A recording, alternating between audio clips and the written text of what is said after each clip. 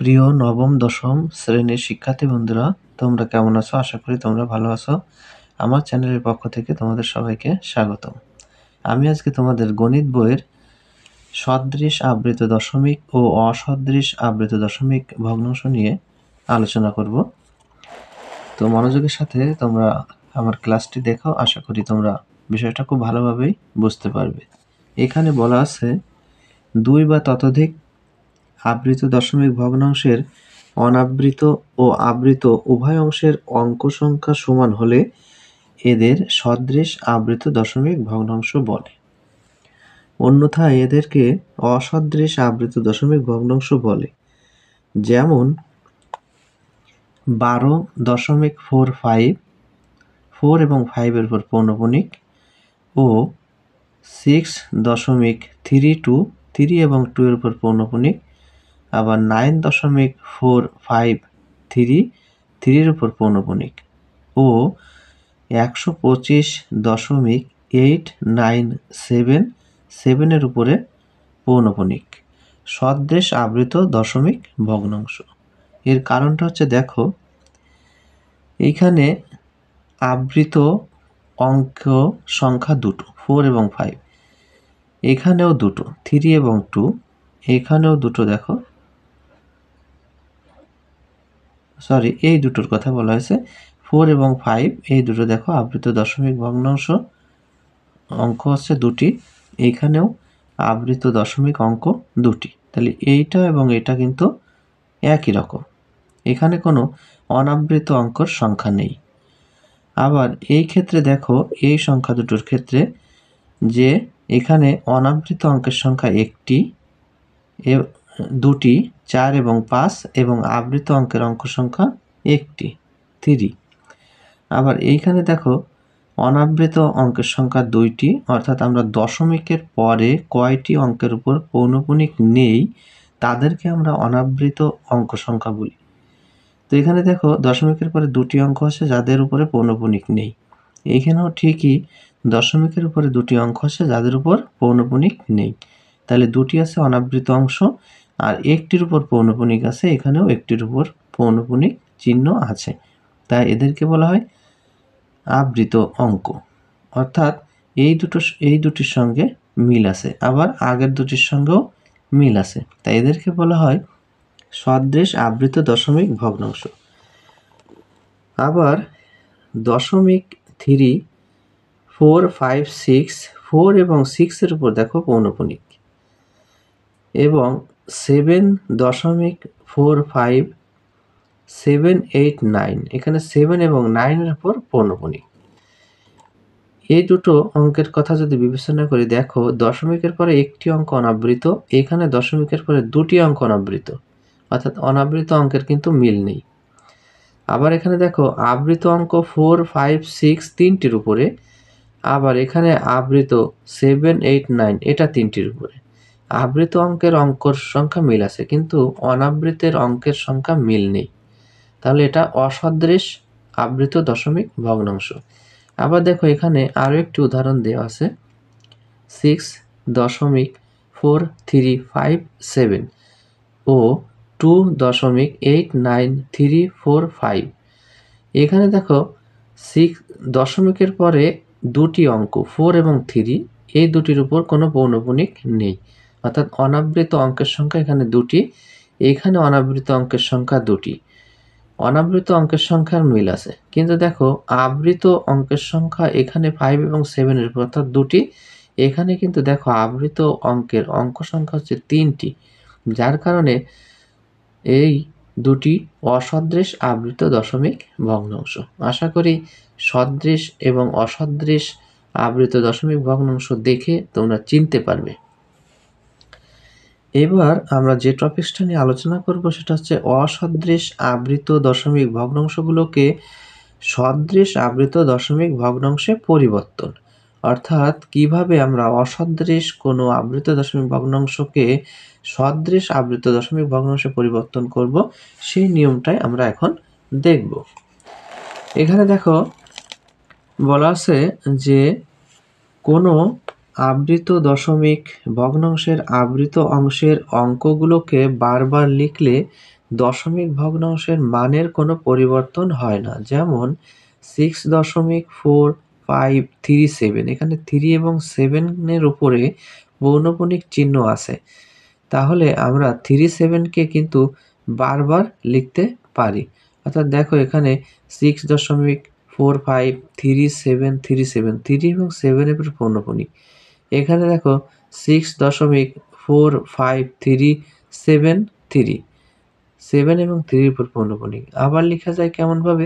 6.4537 3 এবং 7 এর উপর পৌনঃপুনিক। অর্থাৎ আমাদের এখানে দুটি সংখ্যার উপর পৌনঃপুনিক চিহ্ন আছে, সেই দুটি সংখ্যাকে আমরা 4 বার বা 2 বার বা 3 বার যেভাবেও আমরা লিখি না কেন, এখানে মানের কোনো পরিবর্তন হয় না। এখানে প্রত্যেকটি একই আবৃত দশমিক ভগ্নাংশ। 6.453737 ডট ডট দেওয়া মানে কি এরপরে আরও 37 লেখা সম্ভব বা লেখা যাবে, যেটি একটি অসীম দশমিক সংখ্যা। এই আবৃত দশমিক ভগ্নাংশগুলোকে সাধারণ ভগ্নাংশে পরিবর্তন করলে দেখা যাবে প্রত্যেকটি সমান।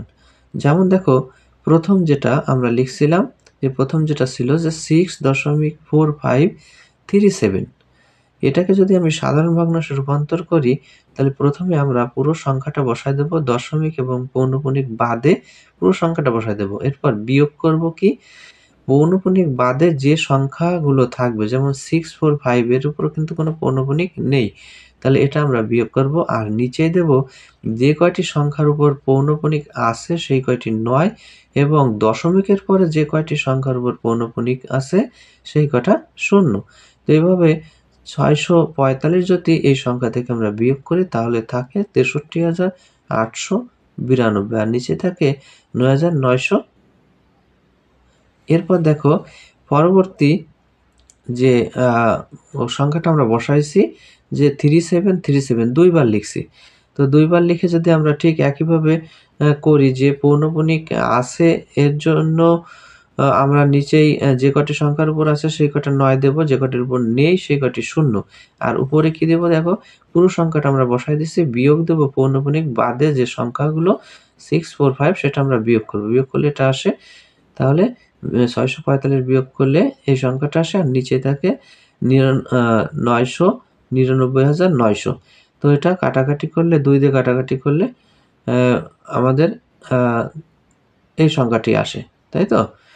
তো এখানে দেখো লঘিষ্ঠ আকার প্রকাশ করে আমাদের এই সংখ্যাটি আসে, অর্থাৎ আগের যে সংখ্যাটি পাইছি এখানেও সেই সংখ্যাটি পাওয়া গেছে। আবার ঠিক একইভাবে পরবর্তী যে আরও একটি সংখ্যা যেটা হচ্ছে 37, অর্থাৎ লাস্টের এই সংখ্যাটা বসানো হয়েছে। একইভাবে আমরা যদি পৌনঃপুনিক বাদের অঙ্কগুলোকে আমরা বিয়োগ করি, আর নিচেই পৌনঃপুনিক আছে তার জন্য সেই কয়টি 9, পৌনঃপুনিক নেই দশমিকের পর এমন সংখ্যার জন্য সেই কয়টি 0 বিয়োগ করলে আমাদের এবং লঘিষ্ঠ আকার প্রকাশ করলে ঠিক একই সংখ্যা চলে আসছে। তাহলে আমরা দেখতে পাচ্ছি 3টি ক্ষেত্রেই আমাদের মান একই আসছে। এরপর দেখো বলা আছে যে সদৃশ আবৃত দশমিক ভগ্নাংশে পরিণত করতে হলে ভগ্নাংশগুলোর মধ্যে যে ভগ্নাংশটির অনাবৃত অংশের অঙ্ক সংখ্যা বেশি, প্রত্যেকটি ভগ্নাংশের অনাবৃত অংশের অঙ্ক সংখ্যাকে ওই ভগ্নাংশটির অনাবৃত অংশের অঙ্কের সংখ্যা সমান করতে হবে, এবং বিভিন্ন সংখ্যায় আবৃত অংশের অঙ্ক সংখ্যাগুলোর লসাগু যত প্রত্যেকটি দশমিক ভগ্নাংশের আবৃত অংশ তত অঙ্কের হতে হবে। তাহলে চলো শিক্ষার্থী বন্ধুরা আমরা পরবর্তী পৃষ্ঠায় উদাহরণের মাধ্যমে বিষয়টা আরো ক্লিয়ার হই।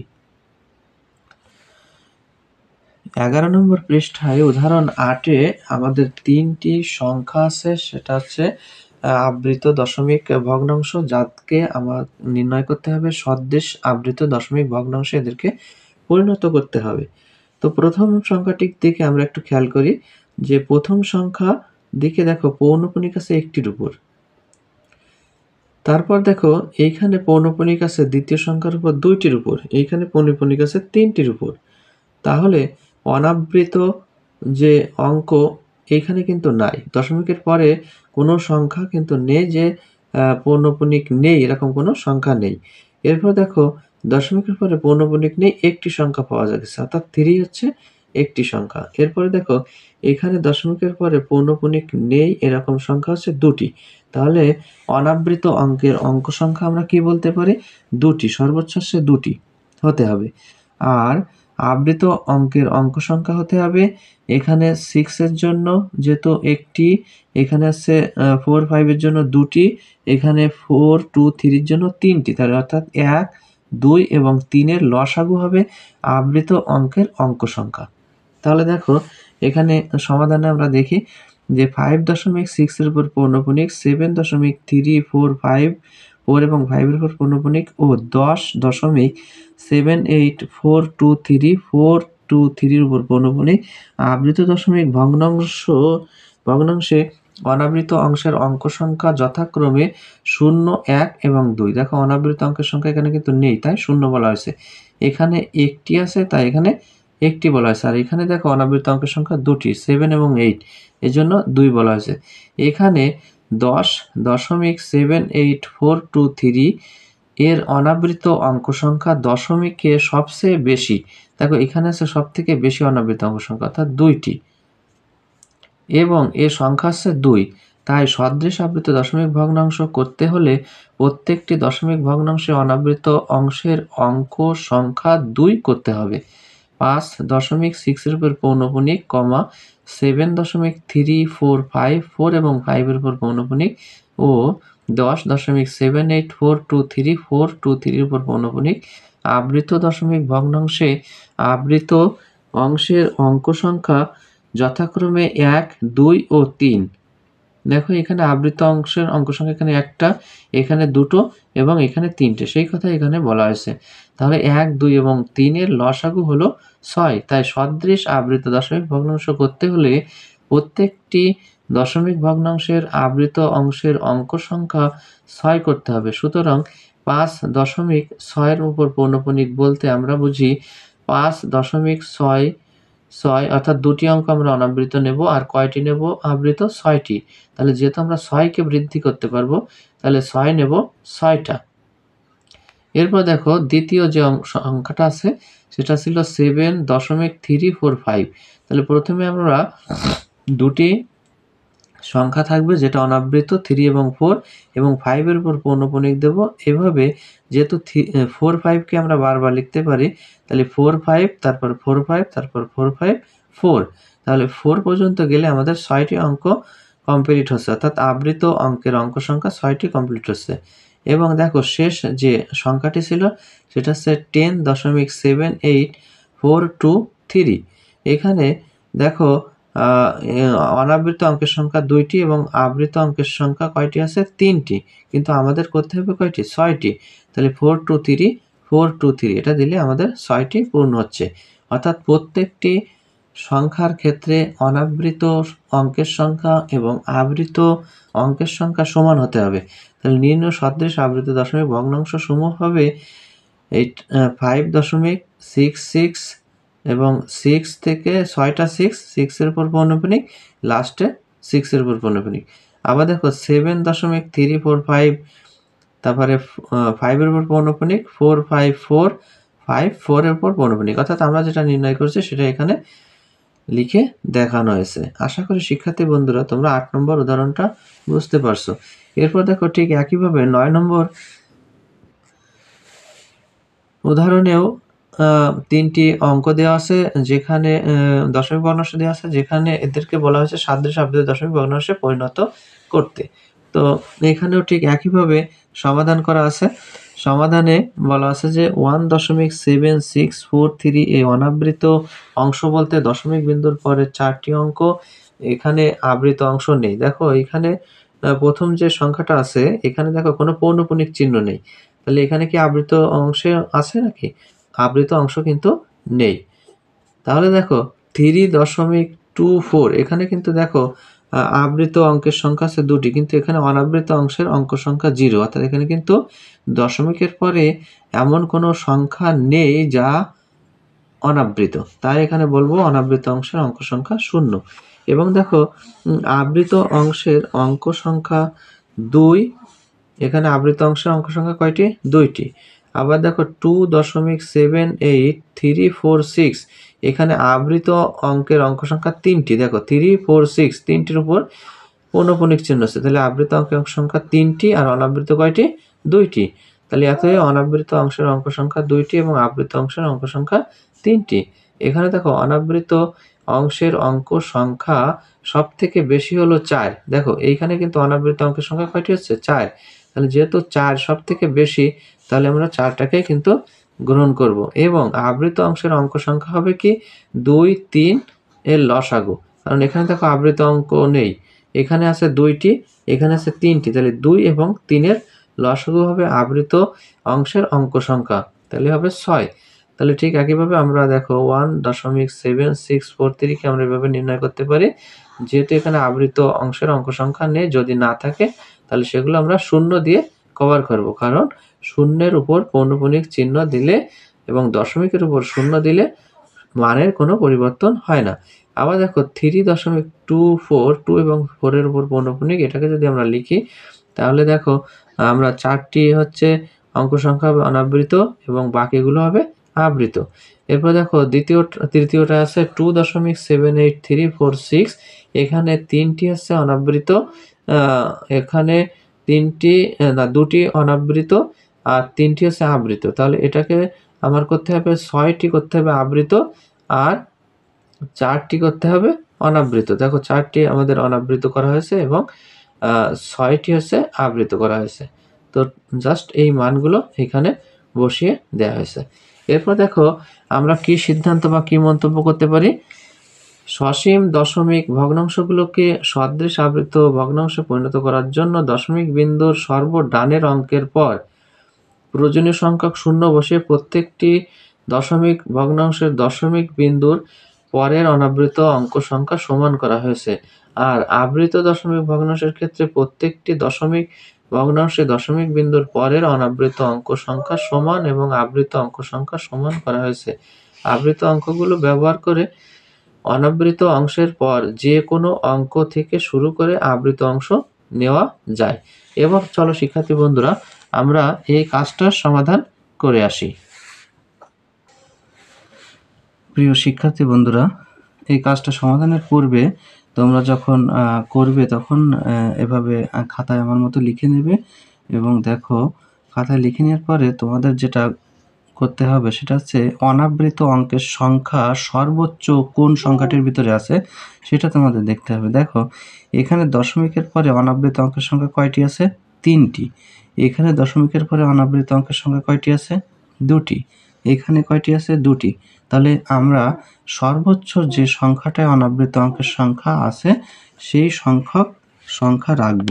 তাহলে আমাকে এখানে লিখতে হবে যে এটা তোমরা একটু ইন্ডিকেট করে রাখবা যে অনাবৃত অঙ্ক সংখ্যা সর্বোচ্চ কোথায় আছে?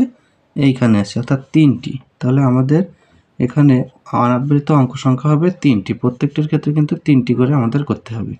এবার দেখো আবৃত অঙ্কের অঙ্ক সংখ্যা কিভাবে নির্ধারণ করব? প্রথমটায় কিন্তু আবৃত অঙ্ক সংখ্যা আছে 0, তারপরেরটায় দেখো আবৃত অঙ্কের অঙ্ক সংখ্যা আছে 2, 4, 3, অর্থাৎ এখানে 3টি।